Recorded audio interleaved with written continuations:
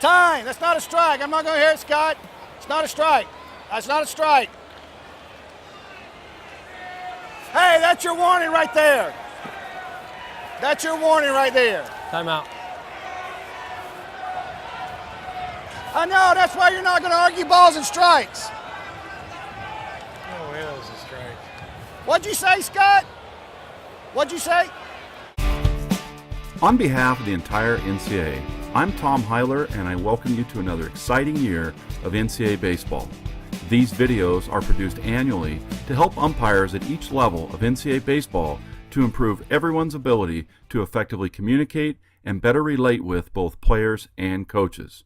Conference coordinators and assigners across the country are unified in their message that being able to handle the toughest of situations continues to be the single most important ingredient while umpiring. This year, we'll divide the audience into 4 groups, with each group being responsible for putting together an outline detailing their vision on how each situation might have been handled better.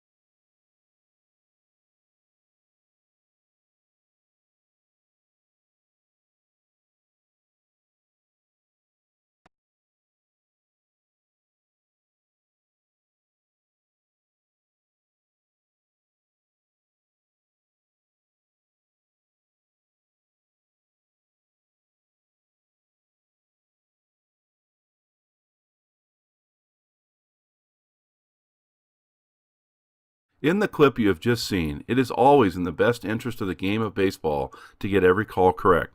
For this reason, Appendix E allows for communication among umpires for this purpose. However, there are strict guidelines and procedures to be followed in order to implement. Some calls will not result in an umpire conference because the rules do not allow it or it involves a judgment call. Some calls will not result in an umpire conference because the calling umpire is 100% confident in his judgment and view of the play.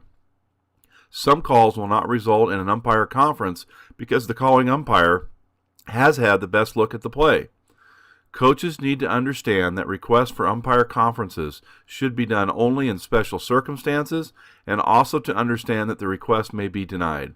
A coach does not have the ability within the rules to demand an umpire conference, and conferences should not be held just to appease a coach. Umpires should seek help on reversible plays in which they may have erred by not seeing a crucial element of the play.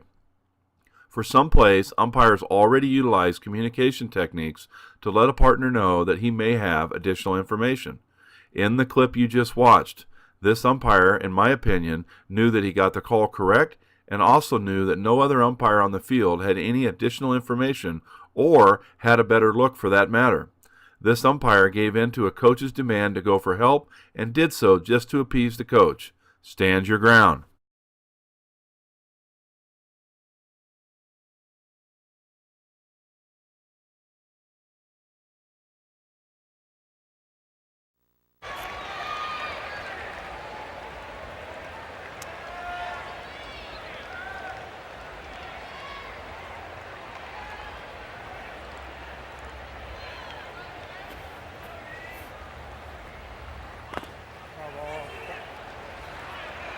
Ball's on the ground, ball's on the ground.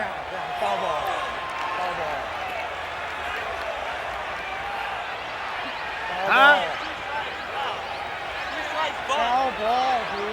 2 strikes on it. There were 2 strikes. He fouled the Hold on. ball off. That wasn't a bunt? What? Did you have to get help?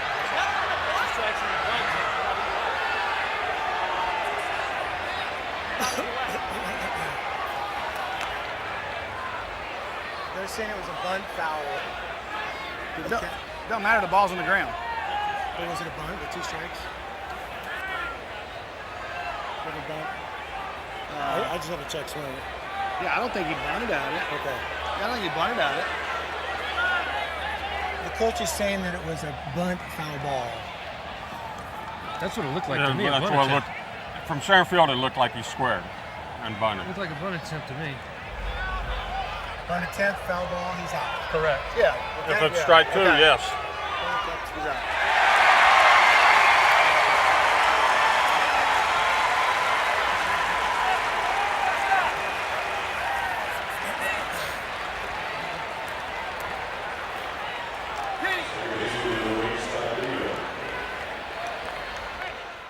This last clip took place during the 2011 College World Series in Omaha, Nebraska.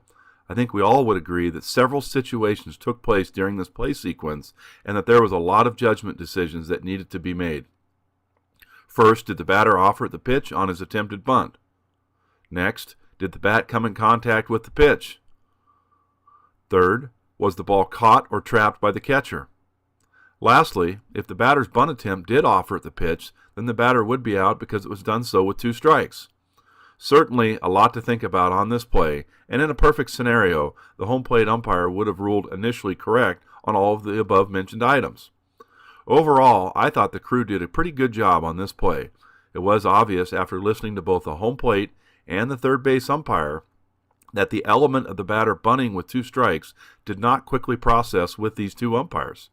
From an NCAA standpoint, the only thing that could have been done better under these circumstances was for the home plate umpire to get the entire crew together initially. It did end up happening, and in this case, the best information to resolve this situation came from both the first and second base umpire. This is why when the crew gets together, you get the entire crew together. Overall, a pretty good job of taking their time and ultimately getting this play correct.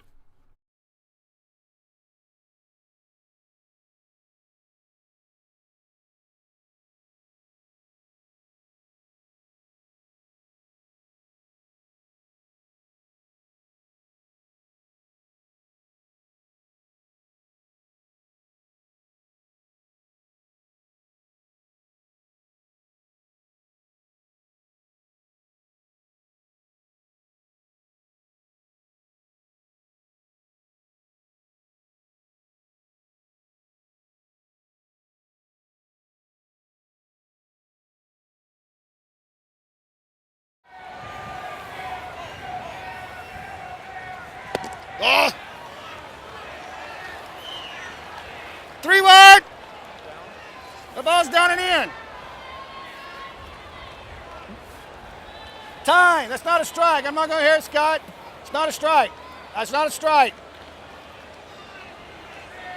Hey, that's your warning right there. That's your warning right there. Timeout. I know. That's why you're not going to argue balls and strikes. No way that was a strike. What'd you say, Scott? What'd you say?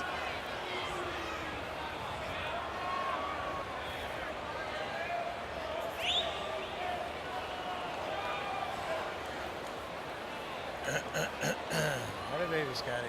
Step out a second. Step off.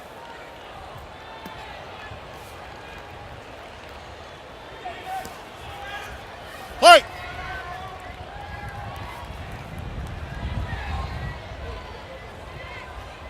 He's all right.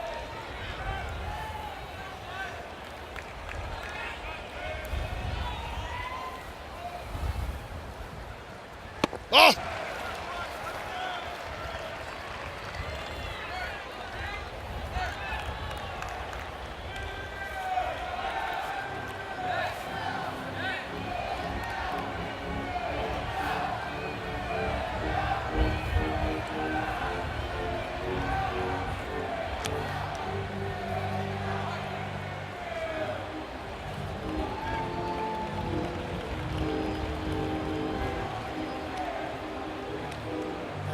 to have a word with Scotty, maybe.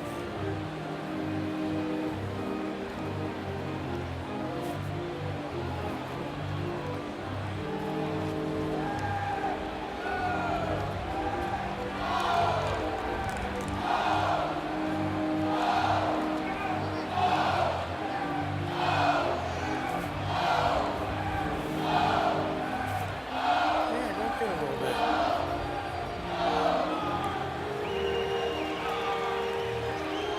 You guys ready? I understand you still can't argue balls and strikes, okay? I'm working with, hang on, let me talk. Get along. I'm working with Jacob, okay? Okay? That ball's down, okay? He and I have been on every pitch but one, okay? I know you won't miss it. It All right. probably was a ball. Okay, Got it all right, let's roll.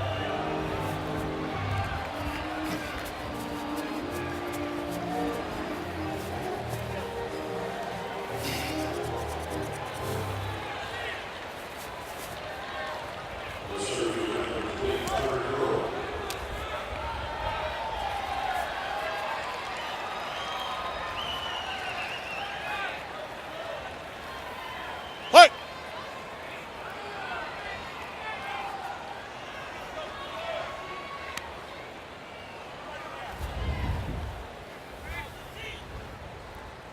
Ah.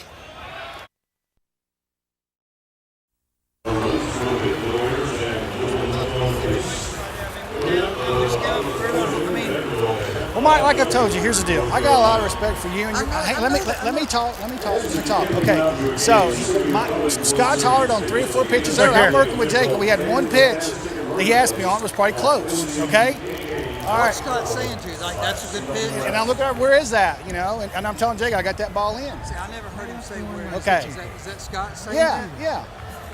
You know. Say when I run beside you though, just say, hey Mike, listen, Scott's. Okay, look, but I've had you guys enough to know. I'm gonna work with Jacob on where pitches are in or out, up or down, and all that. Okay. Like I say, we've had 1 or 2 that's there. You know what I'm saying? Oh, you want me to do the clock? It's always seemed to No, be so- quick 'cause running they the run it ball anyway. strikes. I just don't know whether it's us or Going that, I think there's a leak. I don't know. Maybe y'all don't. Maybe y'all don't like me.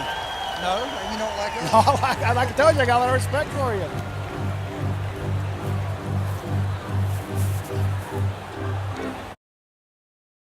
Here is another clip from last year's Division I College World Series. A pretty good set of play sequences for most of us to learn something from. I think we all would agree that most of the elements of this play have happened to all of us at some time during our career. There are several different items of this sequence that I would like to address. First, there is no doubt that this bench needed to be addressed and ultimately a warning issued. I thought this umpire did an outstanding job of addressing the arguing of the pitch and also issuing a much-needed warning. Additionally, the umpire did a great job of keeping the coach in the game after the warning was issued. Obviously, something was said by the coach after the warning was issued that perhaps could have led to an ejection. The umpire responded by saying, "What did you say?" A very good technique in this situation for a perhaps borderline comment. Also, it should be noted that this umpire did a great job of not going towards the coach's dugout and looking like the aggressor.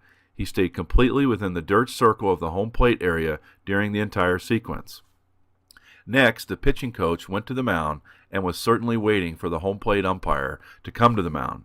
Now, we all know that the rule says you can't leave your position to argue balls and strikes, and going to the mound is certainly a tactic by the coaches used to circumvent this rule. The home plate umpire certainly had the right to quickly say, by rule, you're not allowed to leave your position to argue balls and strikes. You've already been warned, and if you continue, you will be ejected. I think in this situation that the umpire made a good choice to discuss the situation and did so because the coach was civil about it. Both the coach and the umpire made their point respectfully, and both left the mound with the entire situation behind them. Had either of the two coaches from the dugout, once the umpire returned to the home plate area, chose to take an additional jab at the umpire, then the umpire should have quickly ejected the offender. During the between innings break, the head coach now decided to chat with the home plate umpire. Again, this was done professionally by both individuals. This type of situation often takes place under these circumstances and can be done so as long as the coach is civil about the situation. It can be used as an opportunity to put an end to the entire situation. Remember, the warning is still in effect, and if the same team starts up questioning pitches the next half inning, another warning should not be issued and an ejection would be warranted.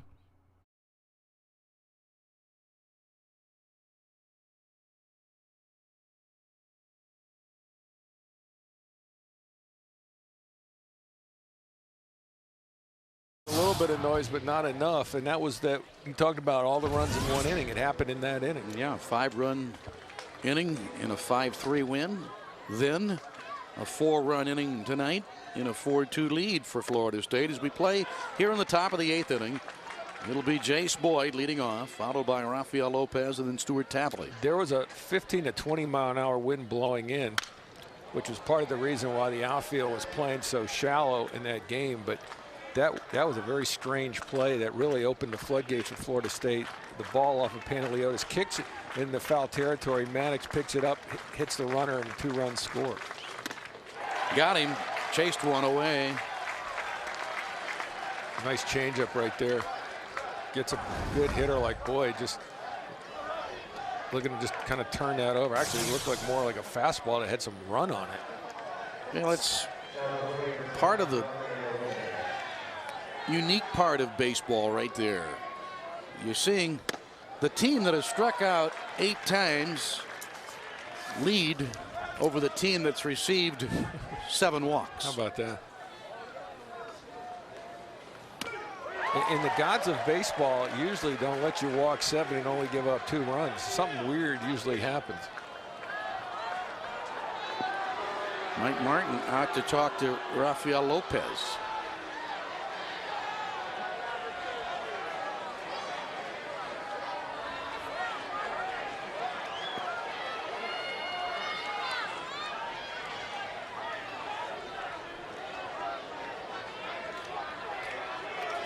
Yeah, one of the reasons you want to do is slow down that pitcher's rhythm. Maybe that's why he came out. Because Zunino framed that one, but he didn't get the call there. Kevin O'Sullivan halfway out of the dugout here.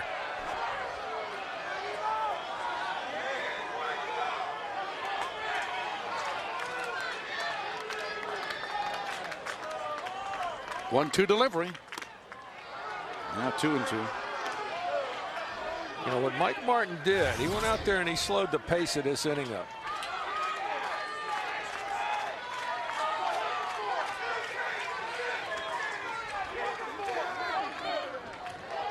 And with this 20-second clock, you've got to be granted timeout right there, and I guess he was. And that's the first FSU hit since the 4th inning. 12 straight Seminoles had been retired without a hit, and Kevin O'Sullivan is going after the home plate umpire, Danny Everett. Well, one of the things he's going to ask probably is why did you let Mike Martin go out there and do it in the middle of an at-bat when my pitcher is ready to go and we got a 20-second clock? Why did you allow him to break the rhythm of my pitcher when the whole idea is we're putting clocks out in stadiums to move the game along?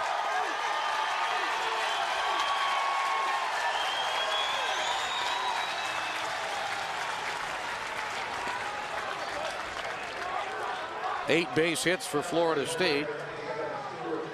Stuart Tapley makes his way to the plate now. There's a look at the newly installed 20-second clock, which is a moot point right now because the runner's on base and it doesn't work. But that's what Kevin O'Sullivan's argument is. We're trying to move this game along, and we're having coaches conferences out there. Mike Martin did a very smart move on his part because Miranda was in a groove when he called that timeout. Kevin O'Sullivan's argument is, why did you grant it? Yeah, you'll usually see a guy come out with men on base and then the clock is not in play. But here, 1 out, nobody aboard. Sure. It really did. It was a timeout. It impacted the at-bat. There's no question about it. 2 quick strikes, and all of a sudden the pace of the game got slowed down, which is not the purpose of the 20-second clock. Smart move by Mike Martin. Look, he got away with it, changed the course of that at bat. And that hits Tapley. Tapley not real happy. No, and maybe, going back to last inning, there was some chirping between Mirande and Ramsey, and it seems like it may be carrying over to this inning.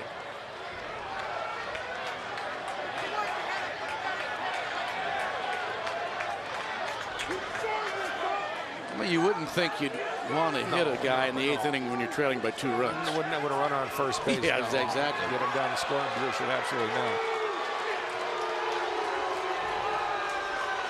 But as the hitter, Tapley, he's not thinking about it at the time. He got hit with a pitch. He saw the chin music to Ramsey, and he's thinking, well, he's coming after me, which in fact that certainly would not have been the move there.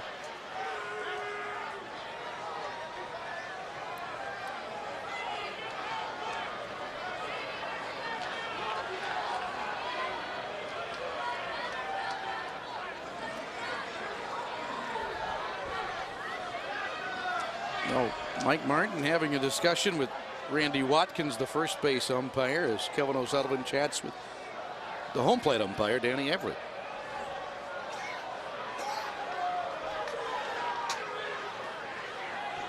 And the only thing you would think right here is Mike Martin says, all right, he threw 2 up and in at my one hitter, and he just hit this guy. Can I at least get a warning? You're assuming that's what he's saying.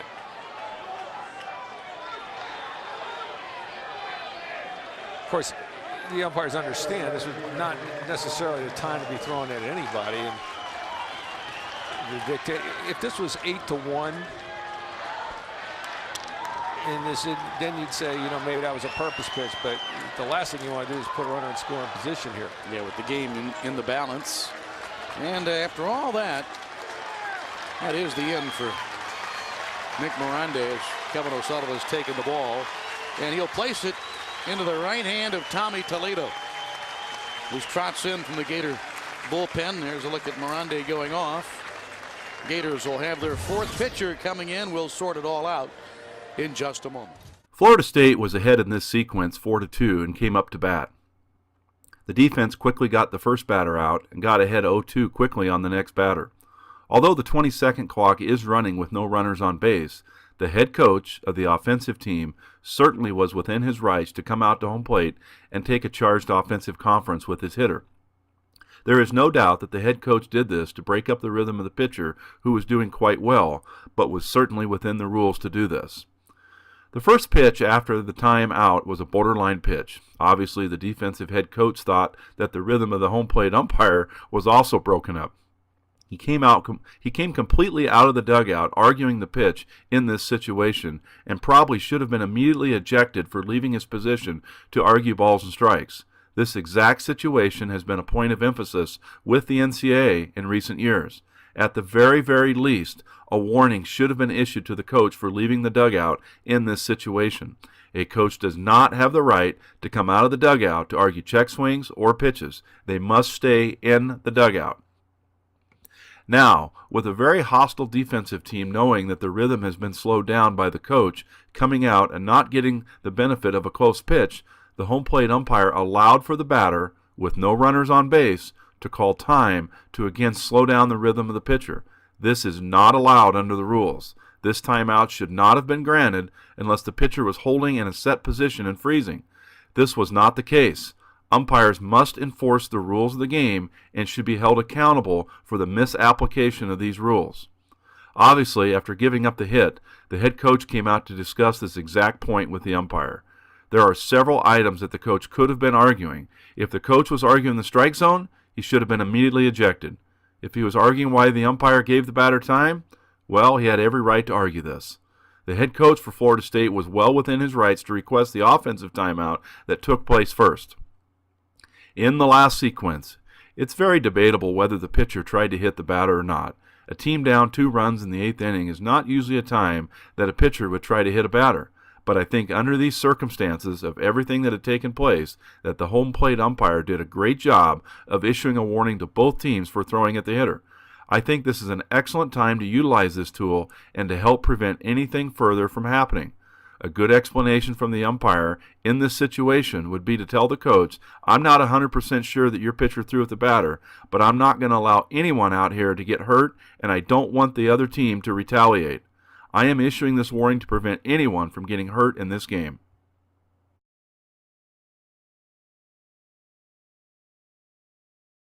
51 appearances now, his 15th of this season. A guy that set TCC records. Inside pitch, got him. Or was it a foul ball? It hit the bat and not the hand.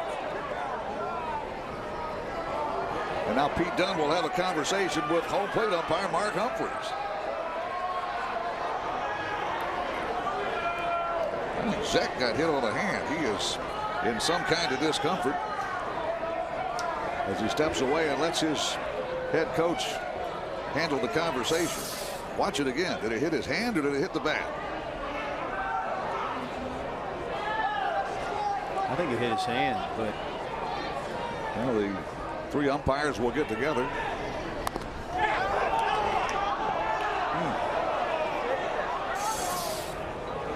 That's a hard way to take a foul ball. The umpires get together and discuss. Home plate umpire Mark Humphreys called it a foul ball. We've looked at it and listened to it. And Mark Humphreys will go back and explain to Pete Dunn and batter Kyle Zach that that was a foul ball. Meanwhile, he's being tended to by the trainer. Well, and Pete Dunn is saying, do you need to see blood to get him first base or what? Now, Humphreys has got to go back out, call his umpire crew together. Yeah. That hit him. That hit him on the hand. Now, it's got to hit the hand before it hits the bat barrel, right? Yeah, otherwise it'd be a foul ball. The other point is you can't swing at it if you get hit while swinging at it. But if you watch, he was trying to bunt and he clearly pulled the bat back out of the way, so he was not offering at the pitch. Well, they're going to award him first base. And now Mike Martin's going to leave the home dugout. He'll have a few words. Mark Humphreys has heard it from both sides, hasn't he? Now Humphreys going to bring in both Landon Davis and Kevin Osmond to give his explanation to the Seminole skipper. We're at the top of the 10th inning, a tie ball game at 4-4, and the Stetson Hatters have their first two batters aboard. And meanwhile, Daniel Bennett, you know, you look at the last, he has pitched now, Gene, in 6 consecutive ball games for FSU. Sunday BC, Tuesday Florida, all 3 games against Virginia, and now this game. And he's given up runs in the last 4 consecutive games. And here he is right now with nobody out and runners at first and second. And if you're wondering about McGee, what happened with Mike McGee is Mike Martin had to use a double switch to get him to bat there. So he moved him from the mound to left field, replacing Seth Miller. So last inning, he came up to bat in the left fielder spot. And the reason Florida State didn't pinch run with Taiwan Easterling is he was already inserted in the lineup at that point too. Runners at first and second. Conversation is over between skipper Mike Martin and home plate umpire Mark Humphreys. This sequence brings up some very interesting points. The decision was for the home plate umpire to determine whether the batter was hit by the pitch or whether it was a foul ball. The home plate umpire initially ruled a foul ball. It is critical in these situations for the home plate umpire to take his time and be sure to take in all of the elements of the play before making his final decision. The batter's initial reaction must be taken into account as well. As previously mentioned in this video, there are calls by an umpire that he cannot go for help on because no one else on the crew will have had a better look. This is certainly one of those times. This point was stressed during last year's clinic. The base umpires 90+ feet away will not be able to offer any additional information. Unfortunately, the crew did get together and did decide to stick with the foul ball call. Then the coach showed the home plate umpire the player's hand and at this point saw evidence that the batter may have been hit. The crew got back together again and then reversed their initial call. I think we all would agree that this situation was not handled well. The home plate umpire needs to slow down, take in all the elements before rendering his decision. The crew should not get back together on this play. Lastly, the home plate umpire, after making his initial foul call, could have made his change to a hit batter on his own after the hand was shown to the umpire.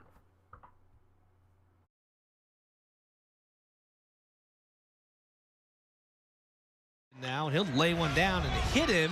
And they're going to say he's foul or fair, because I think the ball might have hit him out in fair play. Third base umpire calling it foul. If that's the case, it'll be an out. Because I think the umpire at home plate is out. No, he's calling him out. They're going to call him out. They're going to say the ball hit him out of the box on the bunt, and here comes George Horton to have a discussion about it. Of course, if the ball hits you outside of the box, another look at it, you're out. I mean, he's not out of the box when it hits him there. No, he's not. He's in the box, no question. It's an impossible call for the plate umpire, I think. And the guy at third is the guy who really has to make that call because he has the best look. And it looks to me like he's the guy that called him out. It's too bad they can't use replay. We've got to have a conversation about that one. I think they're having the discussion about whether or not, it was fair or foul, not a discussion about whether it hit him in the box or not. Right. He was in the box. I think that's where they probably missed the call. You see the ball hits him right there, and his feet are still in the box. So that should be a foul ball, and Aaron Jones should be still at bat. It's really not even a close call. Actually, the ball hopped directly up into his belly. Matter of fact, the only way it went fair is because it hit him. Yeah, they're staying with their call, which you almost have to do. If you change it, I mean, there's no real reason to change it. Somebody called him out. He's pretty much got to stay out. And now the umpire is going after Horton, who's standing in the dugout. Uh-oh, there's a warning right there. And he's giving him a little bit of a rabbit ear situation because Horton's not even on the field. He's in the dugout. The umpire stopped on his way back to the plate and went over to the dugout to talk to Horton. Wichita State got a warning last night. You don't want to see a bad call get exacerbated by, tossing a coach off of a bad call. Yeah, that's one of those two where Coach Horton probably had as good a look at it from where he stands as anybody in the ballpark. He could see where that ball bounced. They split a two-gamer with Cal State Fullerton last week.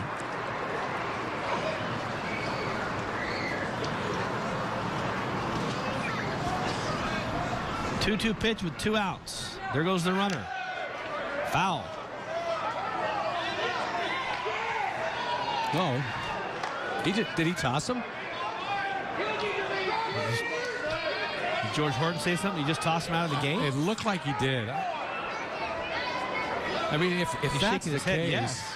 I mean, if that's the case, you're going to toss a guy from the dugout? I mean, come on. That quickly after a foul ball?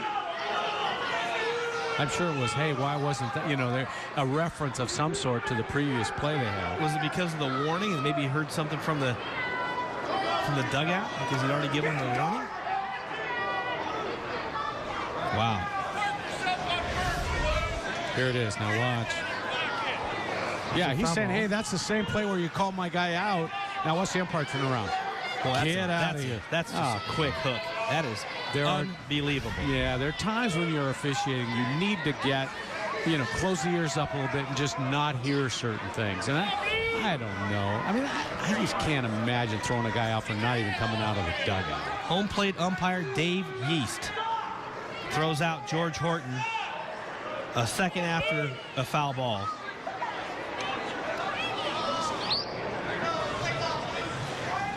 Boy, this has been a one of those games. There's lots of calls that are critical in the game, and I don't know if I've ever seen anybody thrown out on a foul ball, a second after the guy hit a foul ball because you hollered something from the dugout. Tell you what, you wouldn't last 2 seconds umpiring in professional baseball, tossing guys out there. Just doesn't happen.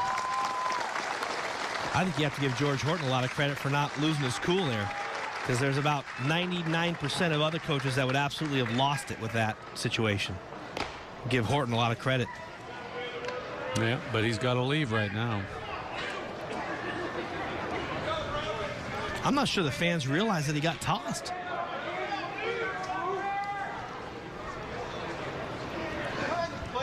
There he goes, got his stuff.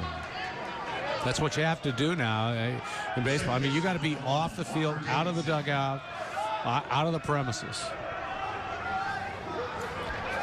So Coach Andrew Checketts will take over the main coaching duties.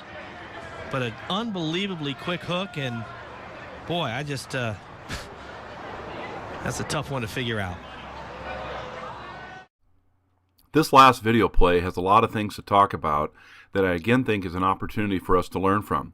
First, the batter squared around to bunt and bunted the ball down into the ground, and then the ball came back up and hit the batter. Was the batter in or out of the box when he got hit by the ball? This type of play is very difficult at times for the home plate umpire to know because he cannot see through the batter's body to tell exactly at what point the ball hit the batter. Now, the home plate umpire immediately chose to go for help on this to the third base umpire. It appeared that the home plate umpire was working pretty quickly and wanted to get a quick answer to put this call to rest. As previously mentioned in this video, it would have been best for the crew to slow down a bit and get the entire crew together. It appears that the home plate umpire and the third base umpire ultimately ended up agreeing that the batter was hit out of the box, and that's why the home plate umpire turned around and called the batter out.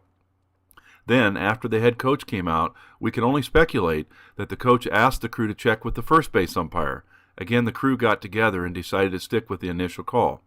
As the home plate umpire was going back to home plate, an assistant coach started to take jabs at the home plate umpire and the crew, and you can see that this eventually ended up being a warning issued to the coach. Now, the next half inning came and a very similar play took place, and I think we all know that the coach from the dugout gave another jab to the umpire after a warning had been previously issued. We don't know what was exactly said, but it was enough for the umpire to eject the coach. I admire the home plate umpire in this situation for having the courage to stick to his original warning and not issuing a second redundant warning. In summary, I think the only thing that we could have done better in this clip was for the entire crew to get together the first time on the initial call of whether the batter was in or out of the box when he got hit by the ball. Each of the previously played clips will be available on the Arbiter Sports Central Hub as well as the clinic DVD outside the door with a fully detailed narrative for future use with your local organizations. We hope you enjoyed this year's video, and please do not hesitate to contact me directly should you have any further questions. Have a great season.